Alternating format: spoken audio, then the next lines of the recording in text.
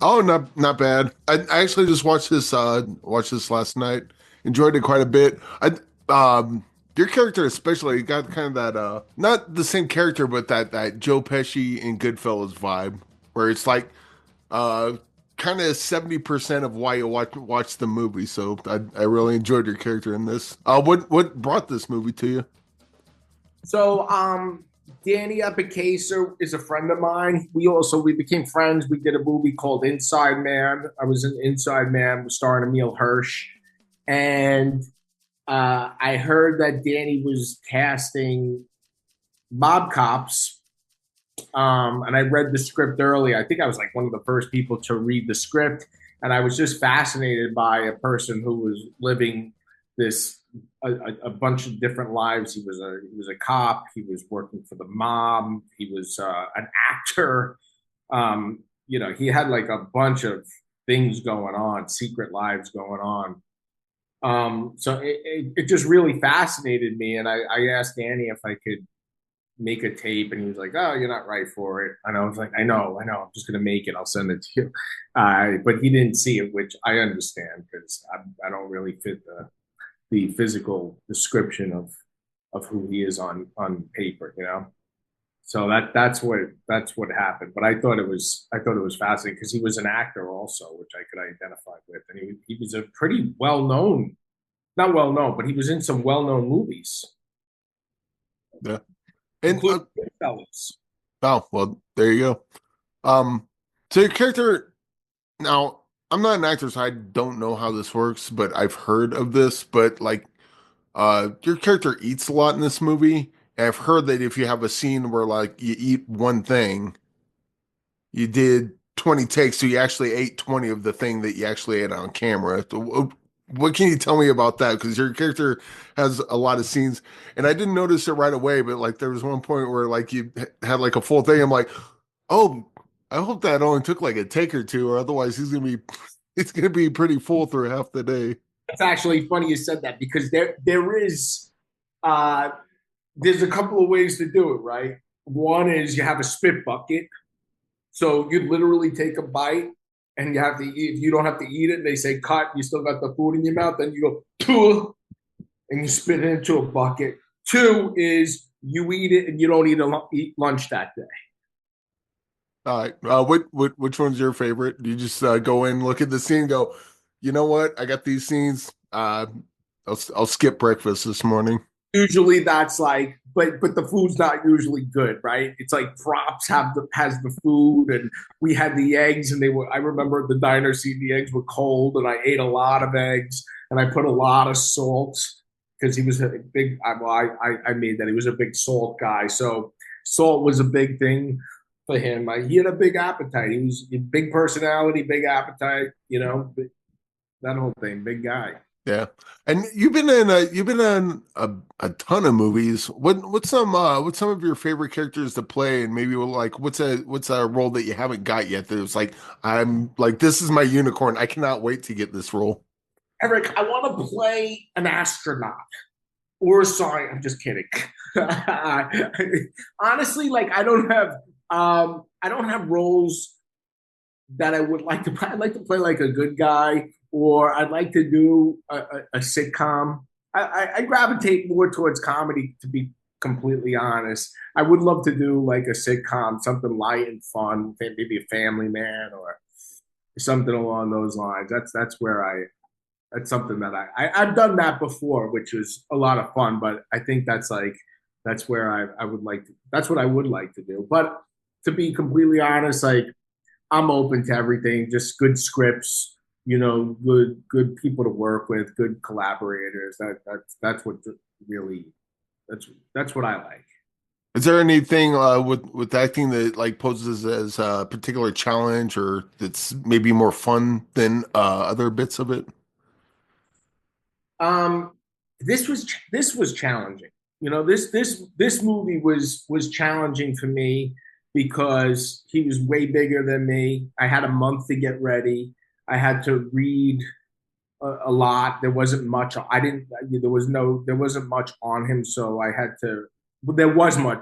What I'm saying is there wasn't a lot of film that was on him. So for this was like really, really interesting to me, and like the way he led his life was really cool. I don't have anything like off the bat that I'm like, oh, this is something that I would like to play right now. I don't really have anything right now. Yeah.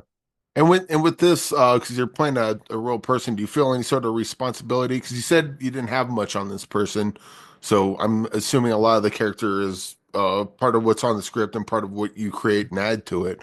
But do you feel any responsibility of like this is a real person? I should probably try to lean towards one way, or do you just kind of go for it however you can?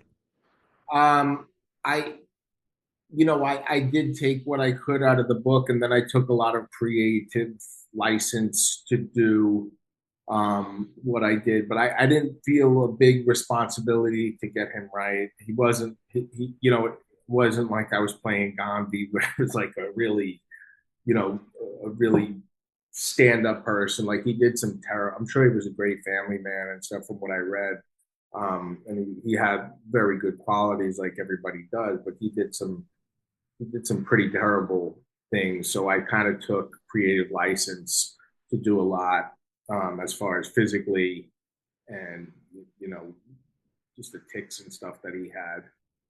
Yeah. And then also I see you did a little bit of producing and writing. Is there any like you're predominantly an actor, but you've done some behind the scenes stuff. Is there any more of that in your future, you think, or is that just not something you aspire to, or I mean, I produced something with Joey Russo, who was in Mob Cops too. He played Galliano. okay, Yeah, so I produced him and I had a show that was on Netflix for a year, and then it was on Amazon. It was called Small Shots, and I just pretty much I produced. I was one of the producers on that, and then I right now I've been producing theater. I mean, I just directed and produced a short film. I just produce stuff that I like that I really love. yeah. What so It's something that I want to get started, and I don't really have like I'm not looking for somebody to do it. I kind of just take it upon myself. And that usually goes with like doing plays and stuff.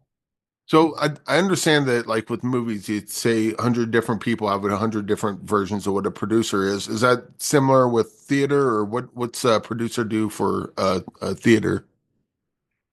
Well, producer for theater, what I do is I get I get the theater.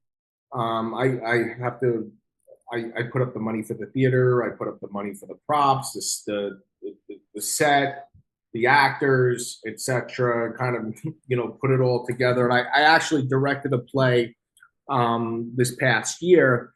So, and I also bring the audience, but I do have help usually. My friend Leaf helps me. We kind of been doing this together for 20 years. Yeah. And what's like you said you're directing a play or a short? Yeah, no, I did direct a play. I did direct a short recently. Yeah. Is that coming out anytime soon? Where can that be found? Right now we're editing, so it's not going to come out. It'll probably come out in a couple of months. All right. So what's the short about? It's I can't really talk. I can't. It's a short film, so I can't get Oh in. yeah. Once you explain it, it's Yeah. that's It's the just thing. short, so uh I can't give it away because if I say a couple of things, you're gonna be like, what? It'll give the whole thing away. But I Cool. still have it on my. I'll make an announcement on. That's my social, Jeremy Luke 323 on Instagram. So I'll make an announcement on my Instagram too. Nice.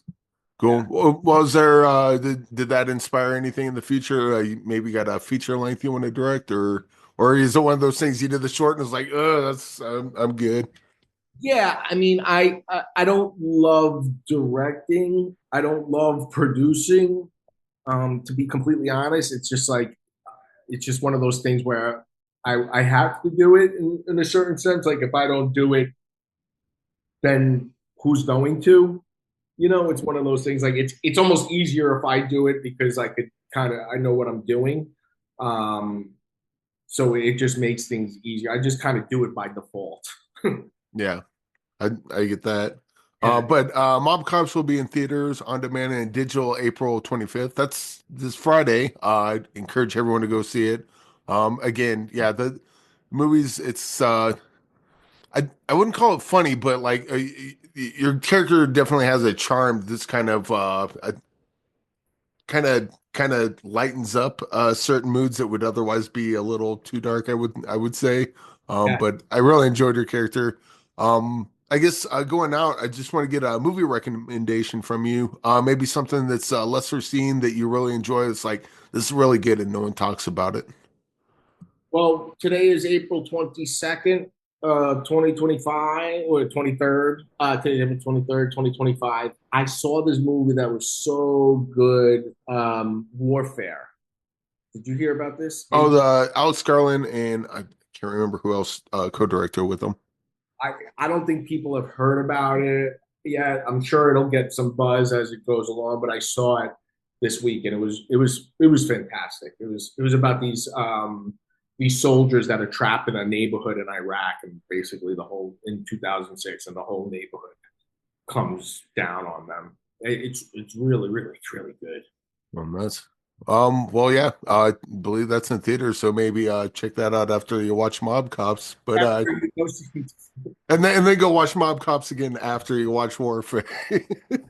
after you go see Bob Cobbs, then you can go see it. Yeah, But yeah, Jeremy, thanks for joining me. I really enjoyed the movie, and yeah, congratulations on it. Wish you all the success. awesome. Thank you, Eric. Hey guys, thanks so much for watching this video. For more movie and television reviews and interviews, please subscribe to my Deepest Dream channel. Like, comment, share, subscribe. And as always, thanks so much for your support. Take care.